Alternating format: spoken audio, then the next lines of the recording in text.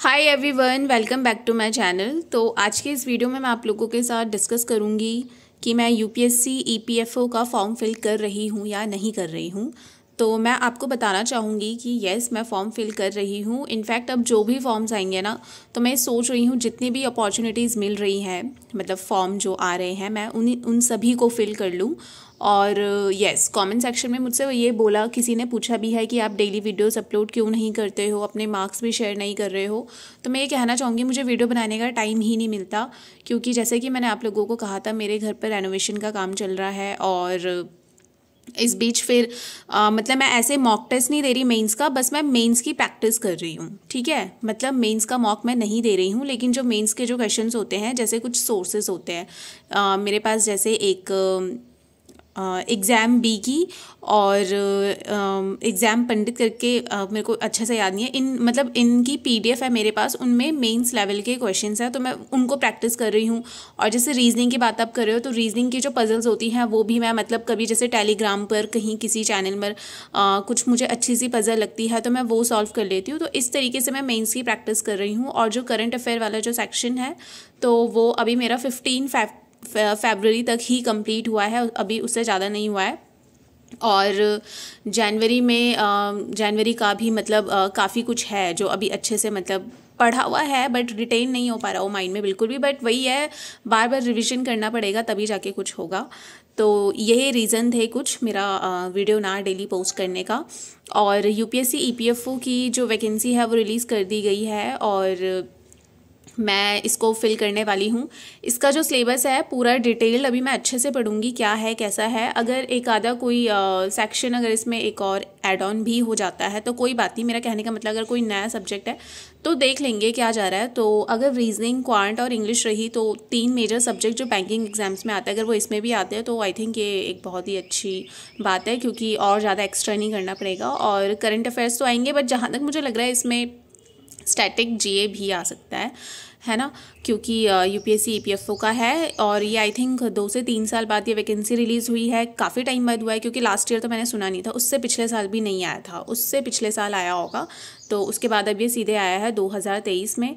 और इसकी application fill करने का आई थिंक 25 तारीख से स्टार्ट हो गया था, तो मैंने अभी फ़िल तो नहीं किया, मैं करूँगी। फ़ीमेल के लिए फ्री है फॉर्म, और बाकियों का मुझे पता नहीं, मैंने रीड नहीं किया। बस एक छोटा सा, एक कहते हैं ना, शॉर्ट नोटिफिकेशन था किसी चैनल पर, मैंने वहाँ पर रीड किया, तो मैंने देखा उसमें मतलब डिटेल्स थी। तो फिर सिलेबस का तो मैंने अभी देखा नहीं, बट अब मैं देखूँगी। और हाँ, ये भी मैं बताना चाहूँगी कि एलआईसी मेंस का मेरा हो ही रहा है। मुझसे किसी ने पूछा था कि जो फाइनेंशियल अवेयरनेस होता है, इंश्योरेंस अवेयरनेस है, वो कहाँ से करते हो। तो मैंने आपको एक वीडियो बनाया था स्टार्टिंग में, तो उसमें मैंने आपको बताया था कि मैंने खरीदा हुआ है एक कोर्स, मैं उससे पढ़ रही हूँ, क्योंकि जगह जगह भटकना और फिर ऐसे सोर्सेज कलेक्ट करना, इसमें बहुत ज़्यादा टाइम चला जाता है। तो अभी फ़िलहाल जब तक रिजल्ट नहीं आया, मतलब मैं श्योर नहीं हूँ, तो मैं ज़्यादा टाइम तो अपना इन्वेस्ट नहीं कर रही इस वाले पोर्शन पे, जो कि इंश्योरेंस अवेयरनेस और फाइनेंशियल अवेयरनेस है। मैं इसमें डेली सिर्फ अपना 1 घंटा ही देती हूँ, और बाकी का जो है, मेरे बाकी के सब्जेक्ट्स में मैंने अपना जो टाइम है वो डिस्ट्रीब्यूट किया हुआ है। और जो करंट अफेयर्स है वो अभी फ़िलहाल 2 घंटे चल रहे हैं। और इंग्लिश तो डेली का ही रहता है, जैसे मैंने आपको बताया था, डेली का एडिटोरियल रीड करना होता है, वोकैबलरी करनी होती है, तो ये सब चीज़ें मैं करती हूँ। और फिलहाल अभी इसके अलावा और कुछ भी एक्स्ट्रा नहीं है।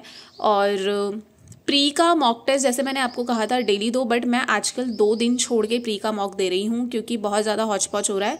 तो ऐसे में सारी चीज़ें एक साथ बैलेंस करते हुए मतलब बहुत मुश्किल हो जाता है, क्योंकि मेंस का भी देखना है, प्री का भी देखना है, एक इंश्योरेंस अवेयरनेस का भी नया सा आ गया है, तो उसको भी देखना है। तो घर पर भी हो रहा है सब कुछ, तो इस वजह से टाइम निकाल पाना थोड़ा मुश्किल होता है। बट यार, स्टडीज़ हैं तो पढ़ाई के लिए तो टाइम मैनेज करना ही पड़ता है, तो जैसे तैसे मैं कर लेती हूँ। तो इस वजह से जो मेरे वीडियोस हैं वो रेगुलर नहीं आ रहे हैं, बट मैं कोशिश करूँगी अब, क्योंकि मैं देख रही थी काफ़ी दिन हो गए और मैं आप लोगों के टच में बिल्कुल भी नहीं हूँ, हम लोग आपस में कनेक्ट नहीं कर पा रहे हैं। तो मुझे लगा आज मैं एक वीडियो बना देती हूँ। और ये भी बताना था मुझे वीडियो में कि मैं यूपीएससी ईपीएफओ को फिल कर रही हूँ, तो आप सभी लोग फिल कर लेना, ठीक है। ऐसा नहीं है कि गर्ल्स के लिए फ्री है तो लड़कियां इसलिए कर रही होंगी, नहीं, हम हमेशा अपॉर्चुनिटी देखते हैं, ऐसा नहीं है। क्योंकि बैंकिंग के जो फॉर्म्स आई थिंक वो बहुत कॉस्टली होते हैं, ठीक है। तो अगर ये फैक्टर किसी को कंसिडर करना होता तो वो कभी कंसिडर नहीं करता। तो अगर इसमें एप्लीकेशन फ़ीस भी होती तो भी मैं ऐसे फिल करती। ठीक है, तो बस इस वीडियो में मुझे आप लोगों को इतना ही बताना था। अब देखते हैं, कल अगर वीडियो मैं बना पाऊँगी तो बिल्कुल मैं पोस्ट कर दूँगी। और अब बस मैं सोच रही हूँ और कुछ मतलब मार्क्स तो जैसे शेयर होते ही थे, बट उसके अलावा मुझसे एक मेल में किसी ने पूछा था कि जो 2022 गया उसमें आपने जो जो एग्ज़ाम दिए और क्लियर जो नहीं हुआ, तो उससे रिलेटेड आप मतलब हमें बताओ। ठीक है, मतलब इन शॉर्ट वो जानना चाहते हैं 2022 की मेरी स्टोरी।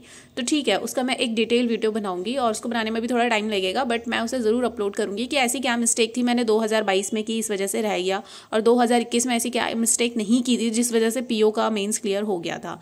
ठीक है, तो वो वाला वीडियो मैं ज़रूर पोस्ट करूँगी और मैं खुद भी चाहती हूँ मैं वो सारी चीज़ें आप लोगों को बताऊँ, आप लोगों के साथ शेयर करूँ।